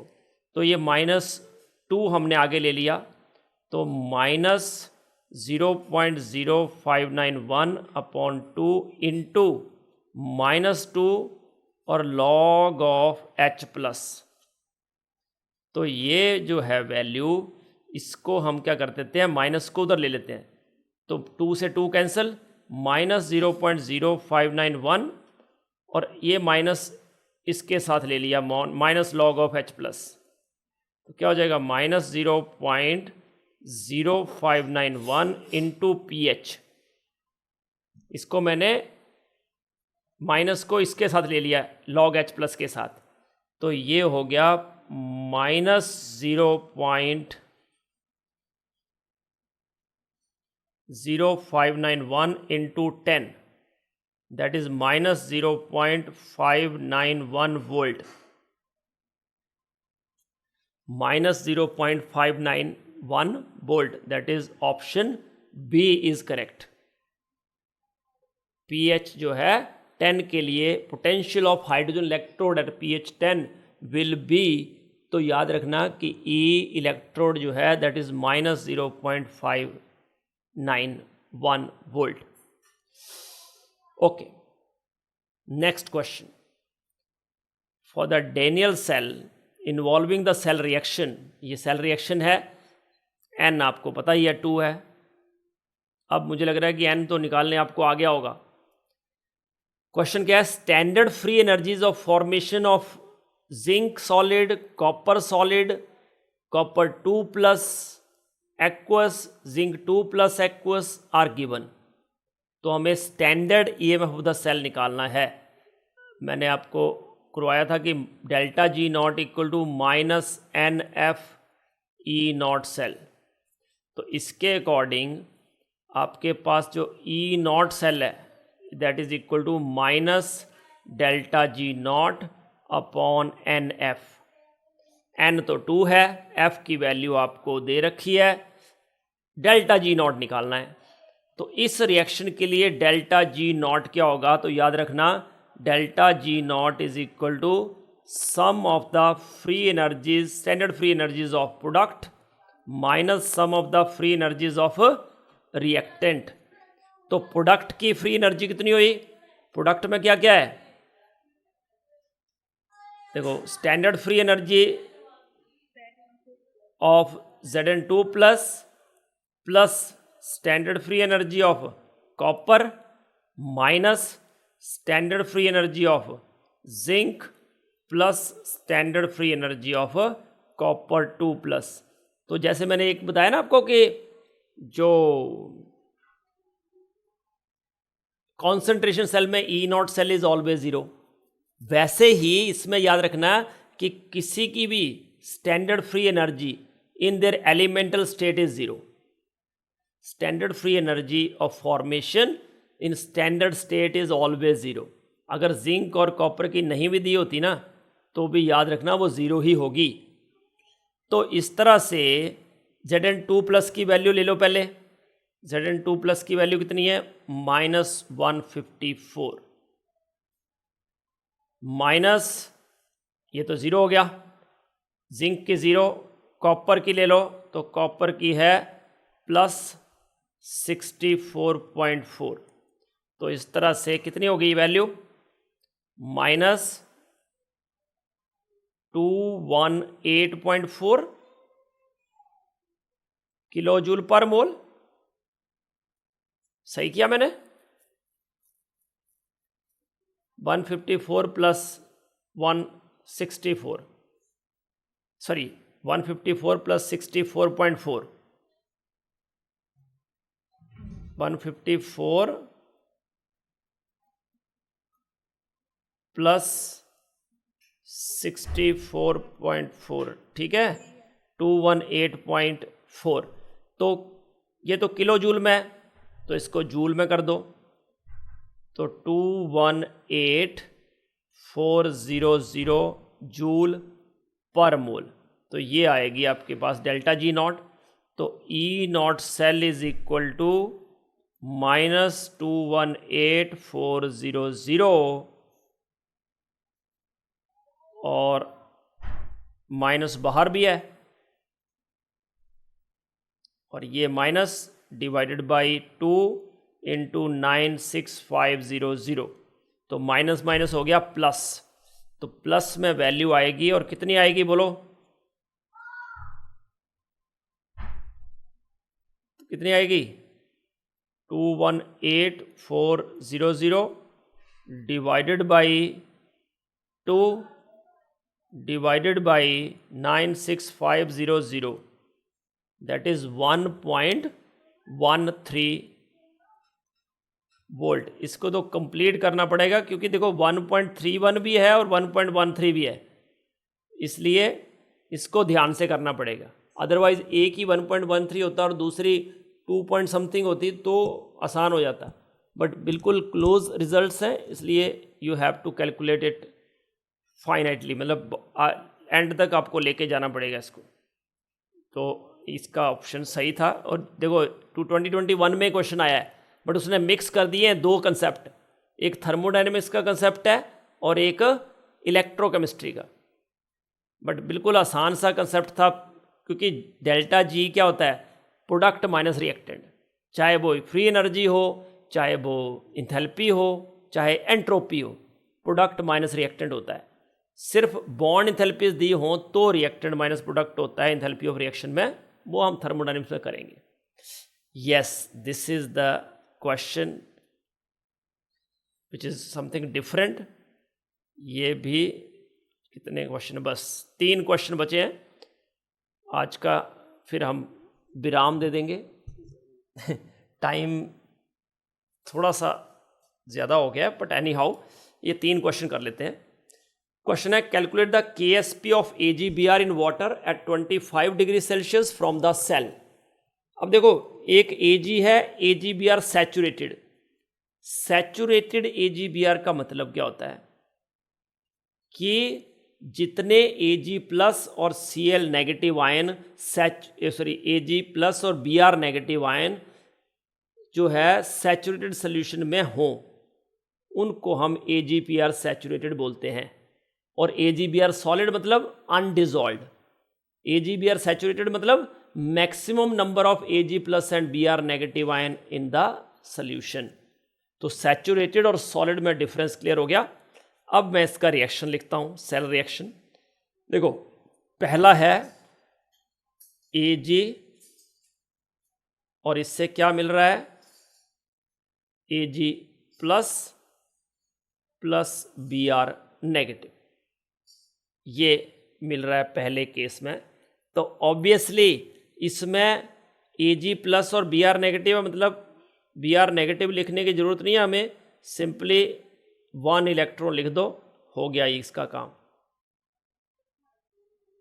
क्योंकि सैचुरेटेड में AgBr जुड़े हुए नहीं है, Ag प्लस भी हैं Br नेगेटिव भी हैं, बट Ag से Ag प्लस बनता है तो हमने ये ले लिया। तो ये हो गया रिएक्शन एट एनोड। वैसे भी लेफ्ट साइड एनोड होता है तो ये एनोड का काम कर दिया इसने। अब आ जाओ second side, cathode side. Cathode पे क्या है AgBr है सॉलिड, तो इसको पूरा लिखना पड़ेगा क्योंकि वो सॉलिड स्टेट में है। तो AgBr सॉलिड से क्या बन रहा है Ag।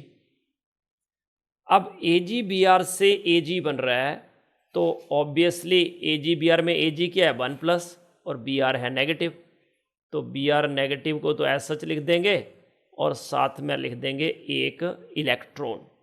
ये हुए दोनों कैथोड और एनोड के सेल रिएक्शन। अब इसका E0 वैल्यू दे रखा है Ag प्लस Ag के लिए कितना दिया हुआ है 0.80 वोल्ट, और इसका जो है वैल्यू AgBr टू Ag ये दिया हुआ है 0.07। अब ओवरऑल सेल रिएक्शन लिखो, ओवरऑल लिखें तो क्या आएगा Ag solid plus AgBr solid to give Ag, अच्छा Ag सॉलिड कैंसिल, हटा दो इसको। तो ओवरऑल सेल रिएक्शन क्या हो गया, ओवरऑल हो गया AgBr solid to Ag plus aqueous plus Br negative aqueous, ये हो गया। तो इसके लिए जो E0 सेल है दैट इज इक्वल टू, बोलो E0 कैथोड, कैथोड कौन सा है AgBr टू Ag, और कैथोड की वैल्यू है 0.07, और जो एनोड है माइनस हो जाएगा 0.80 वोल्ट, तो कितना आ गया माइनस 0.73 वोल्ट। ये आया E0 cell for this particular reaction. E0 cell आपके पास आ गया और हमें KSP फाइंड आउट करना है। KSP क्या होता है solubility product at saturation point, और सैचुरेशन क्या होता है इक्विलिब्रियम। सैचुरेशन का मतलब है इक्विलिब्रियम। तो इस तरह से इक्विलिब्रियम पे क्या आता है वैल्यू, इक्विलिब्रियम पे सैचुरेशन पॉइंट पे E सेल तो होगा 0, तो E0 cell is minus 0.0591, sorry क्या होता है E0 cell 0.0591 upon n log of Kc होता था प्रोडक्ट ओवर रिएक्टेंट। यहाँ प्रोडक्ट क्या है Ag प्लस और Br नेगेटिव की कॉन्सेंट्रेशन, Ag प्लस की कॉन्सेंट्रेशन Br नेगेटिव की कॉन्सेंट्रेशन, और इन दोनों की कॉन्सेंट्रेशन का जो प्रोडक्ट है दैट इज KSP। तो ये आ गया E0 cell equal to 0.0591 upon n कितना है 1, देख लो पहले में 1 इलेक्ट्रॉन इधर भी 1 इलेक्ट्रॉन, तो n हो गया 1, n1, और E0 सेल की वैल्यू भी रख दो -0.73, और ये लॉ क्या हो गया, KSP, कि product of the concentration of the ions of the salt that is solubility product. तो इस तरह से लॉग ऑफ KSP आ गया -0.73 डिवाइडेड बाय 0.0591, -0.591। तो कितनी वैल्यू आई है? इसको आप क्या करो, 0.06 ही ले लो, तो क्या हो जाएगा, -73/6, 12 6 जा 72, 10 हुआ 1, तो 1 और 40 तो -12.16 अराउंड। तो KSP हो गया 10⁻⁻12.16। ये आंसर आपका आएगा 12.36। हाँ, मैंने 0.06 कर लिया ना, ये 0.0591 की जगह, तो इट्स ओके, क्योंकि और कोई रिजल्ट ऐसा नहीं है। ये प्लस में है, ये तो -10 है, ये +10 है, तो ये तो होंगे नहीं, तो there is only one option. इस क्वेश्चन को अच्छे से समझ लो, क्या बोल रहा है ये। ऐसा क्वेश्चन और भी आ सकता है। Ag से AgBr सैचुरेटेड का मतलब मैंने समझा दिया आपको कि AgBr सैचुरेटेड का मतलब है कि इक्विलिब्रियम में है रिएक्शन। सैचुरेशन पॉइंट मतलब इक्विलिब्रियम, तो उस टाइम सैचुरेशन पॉइंट पे ई सेल 0 होता है इक्विलिब्रियम पे, और AgBr सैचुरेशन पॉइंट का मतलब है कि उसमें Ag+ और Br नेगेटिव प्रेजेंट हैं, मैक्सिमम जितने हो सकते हैं उतने प्रेजेंट हैं। और AgBr सॉलिड का मतलब है वो पूरा, उसको हम आयन में कन्वर्ट नहीं कर सकते, वो इनसॉल्युबल कंटेंट है। AgBr सॉलिड मतलब salt, insoluble salt, but AgBr saturated मतलब सॉल्युबल सॉल्ट, जितना वो सॉल्युबल हो सकता है उसी लिमिट में है, वो सैचुरेशन पॉइंट पे है वो। इसलिए मैंने यहाँ Ag+ लिखा, यहाँ पूरा AgBr सॉलिड लिखा। Okay, next question, the EMF of the cell H2 gas, और यहाँ क्या है, बफर, नॉर्मल कैलोमल इलेक्ट्रोड, उसका ई सेल दिया हुआ है। जब प्रेशर कितना है 760 mm ऑफ Hg, तो बेटा 760 mm ऑफ Hg मतलब 1 एटमॉस्फेयर, स्टैंडर्ड ही हो गया। अब आपको निकालना है pH of the buffer solution. अगर E0 कैलोमल दिया हुआ है, अब आपको पता है कि जो E सेल होता है that is equal to E0 cell minus 0.0591 upon, पर पहले ऐसे ही कर लेते हैं, E cell equal to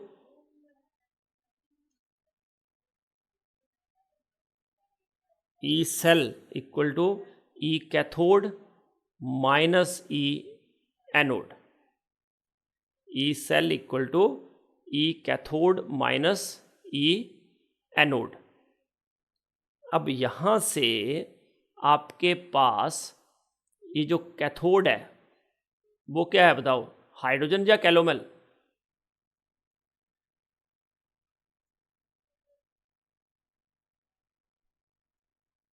cathode क्या है, हाइड्रोजन या कैलोमल?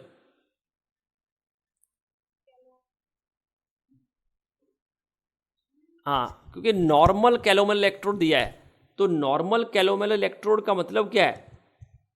नॉर्मल कैलोमल इलेक्ट्रोड मतलब कि जो उसका E0 है वो तो फिक्स है, E और E0 उसका फिक्स ही है कैलोमल का।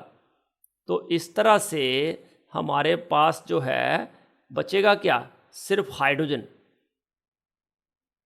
ठीक है, अगर दो इलेक्ट्रोड अलग अलग लिखे हम कैलोमल के लिए, तो पूरे जो सेल है उसका उसने वैल्यू दिया है E सेल,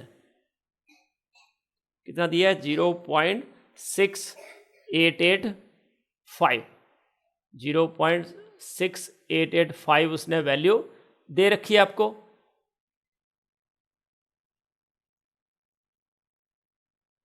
और 0.6885 वैल्यू इसको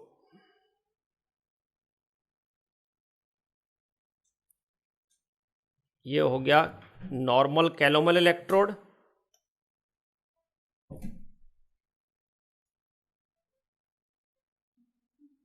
माइनस ई ऑफ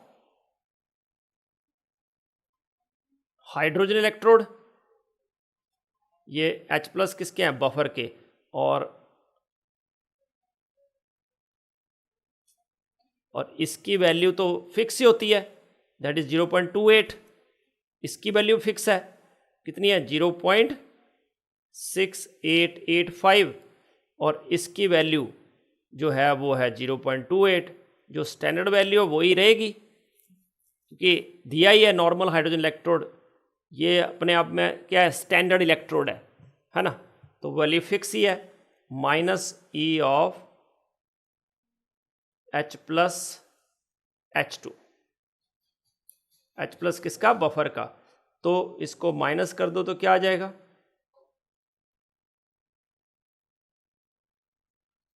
बोलो क्या आएगा, 0.4085 किसके, माइनस के, क्या आया, ई H प्लस जो है वो आया -0.4085। अब ये तो बचा सिर्फ H प्लस, तो H plus plus electron to give H2 gas, तो यहाँ से जो E of H plus H2 PT ऐसे लिखते हैं ना, तो क्या आएगा, E nought H plus H2 PT minus 0.0591 upon n log of pressure of hydrogen divided by concentration of H plus ion raise to power 2। अब प्रेशर दिया है 760 mm, तो 1 एटमॉस्फेयर ही हो गया ना, और ये हो गया 0, minus 0.0591 upon 2 log of 1 upon H plus raise to power 2, और ये वैल्यू है माइनस 0.4085।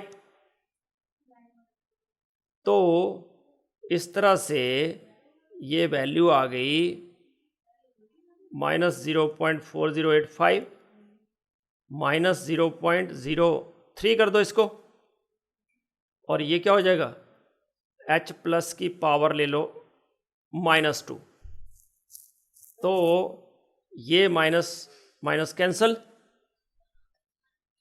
0.4085 0.03 और साथ में आ जाएगा -2 log of H plus, that implies ये आ गया 0.4085 इक्वल टू 0.06 और minus log of H plus, और minus log of H plus क्या होता है, pH, तो pH हो गया अपना 0.4085 डिवाइडेड बाई 0.06, इसका मतलब ये हो गया 40.85/6, तो 6 इज जा 36 तो 4 बचे, 40 6 जा 36, रुको 36 तो ये बचा कितना, रुको 48 हुए ना, अच्छा 6.8 हाँ 6.8 के अराउंड आया, मतलब कि it is slightly greater than 6.8। क्यों, क्योंकि मैंने 0.059 को 0.06 मान लिया था, तो इसका मतलब yes, so it is option A, 6.9 आपका आंसर आ जाएगा। देखो उसने यहाँ 760 mm प्रेशर जो है एच जी को लिखा है, मतलब कंफ्यूज करने के लिए दिया है, तो उसमें आपको घबराना नहीं है। आपको पता है कि प्रेशर ऑफ हाइड्रोजन आपके पास है और कितना है 760, तो वो हो गया 1 एटमॉस्फेयर। ओके, लास्ट क्वेश्चन, आज के सेशन का लास्ट क्वेश्चन है, how much will the potential of hydrogen electrode changes when its solution initially at pH 0 is neutralized to pH 7। तो pH 0 का मतलब क्या है? H प्लस की जो H प्लस है ये हो गया minus log of H plus equal to 0, that implies H plus जो है that is 10 raise to power 0, मतलब H प्लस हो गया 1, और कितना हो रहा है pH 7, मतलब minus log of H plus equal to 7 means log of H plus minus 7, मतलब H प्लस हो रहा है 10 रेज टू पावर माइनस 7। तो ये हो रहा है कि pH 0 से वो pH 0 से pH 7 हो रहा है, तो पोटेंशियल ऑफ हाइड्रोजन इलेक्ट्रोड में कितना चेंज आएगा। तो पहले pH 0 के हम निकाल लेंगे, है ना, EMF ऑफ द सेल, और फिर दूसरे का, और दोनों को माइनस कर देंगे। तो 0 की बात करते हैं पहले। जब H प्लस की कॉन्सेंट्रेशन है 1, तो रिएक्शन तो वही रहेगा। हम ऐसा करते हैं 2H प्लस नहीं लेते हैं, let us take it as H plus plus electron. तो H प्लस प्लस इलेक्ट्रॉन क्या दे देगा? हाफ H2, क्योंकि गैस का प्रेशर नहीं दिया है तो उसको तो 1 ही मानना है, तो चाहे हाफ लो या 1 लो 1 ही रहेगा। तो H plus plus electron to half H2, तो जो नॉन्स्ट इक्वेशन के अकॉर्डिंग रिलेशन आएगा, E नॉट सेल तो 0 ही होता है, E nought H plus H2 PT that is 0, तो ये आएगा minus 0.0591 upon N log of product over reactant. तो मैं इसको प्लस कर देता हूँ, रिएक्टेंट ओवर प्रोडक्ट कर देता हूँ, तो ये हो जाएगा।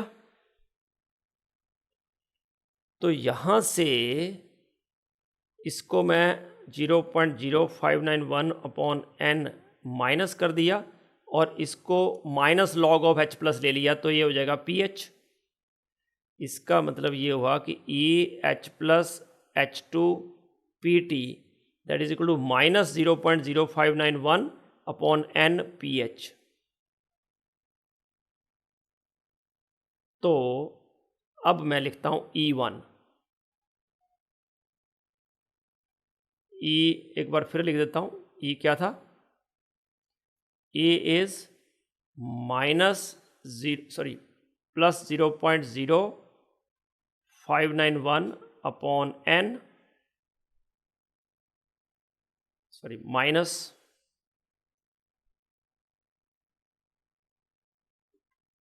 Into pH। अब जब pH है 0, तो E1 क्या हो गया? pH 0 मतलब 0 हो गया पूरा। और जब pH है 7, तो E2 इक्वल टू, यहाँ पे H प्लस लिया है ना, तो N 1 नहीं होगा, तो N मैं यहाँ पे 1 नहीं लिख देता तो अच्छा था,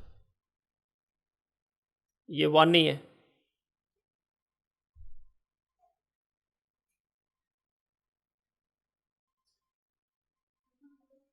तो E2 कितना हो गया?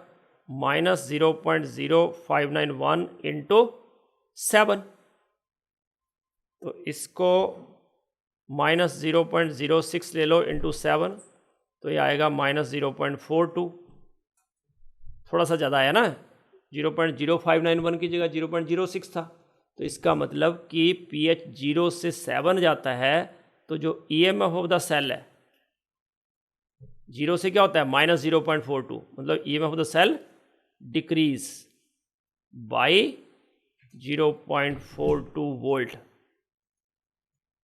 तो पहला इंक्रीज बाय दिस गलत, डिक्रीज बाय 0.059 गलत, इंक्रीज बाय 0.41 गलत, डिक्रीज बाय 0.41, हमारा 0.42 आया। क्यों? क्योंकि हमने 0.06 ले लिया इसको। तो this is the right answer. I hope थोड़ा जल्दी हुआ है ये अनाउंस्ड इक्वेशन, बट ये क्या बिल्कुल बेसिक थी, 11th-12th में आप करते हो ये, ठीक है। इसलिए मैंने इसको जितना हो सका उतना जस्टिफाई किया है। आपको मैं जब क्वेश्चन दे दूंगा तो उसको भी आप जो है ट्राई करना, अपने एंड पे 10 क्वेश्चन दूंगा जो कल। और अब डाउट लेने के काबिल बचे हैं कि बाद में लेंगे? हाँ, कौन बोल रहा था कि डाउट है? 2 बच्चे, कल ले लूँ डाउट? सर स्टेटमेंट वाली डाउट है तो वही है। अच्छा, बोलो बोलो, कौन सा स्टेटमेंट बोलो, ऐसे ही बोल दो, मैं समझा देता हूँ।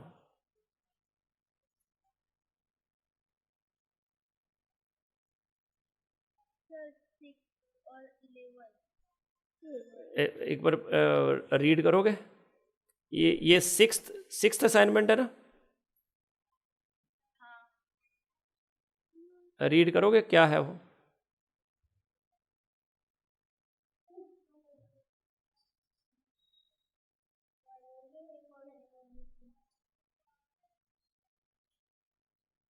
हाँ बच्चे, रीड करोगे, क्या है स्टेटमेंट?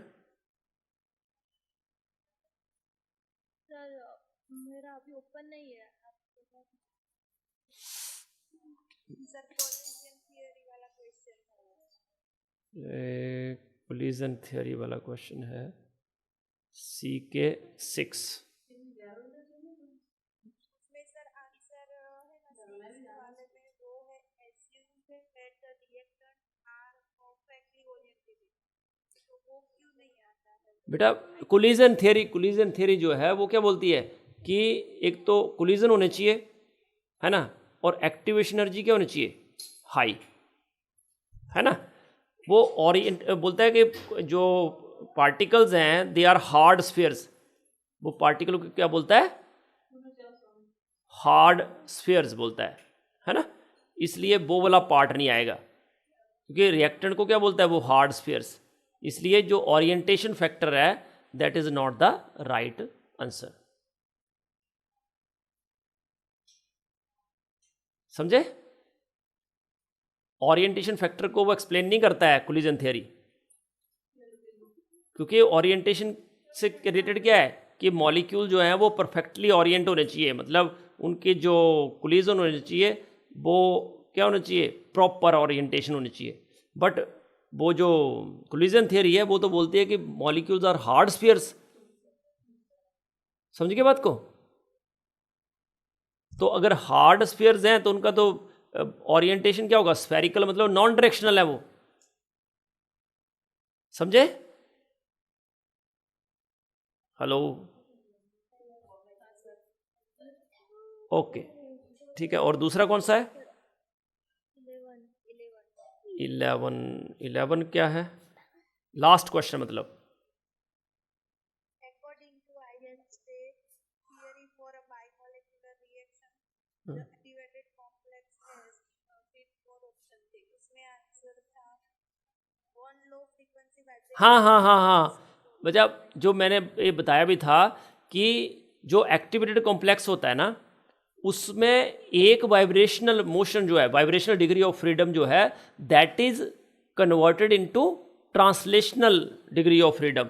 और जो एक्टिवेटेड कॉम्प्लेक्स होता है उसमें एक वाइब्रेशनल डिग्री ऑफ फ्रीडम कम होता है, मतलब 3n-6 की जगह 3n-7 होता है।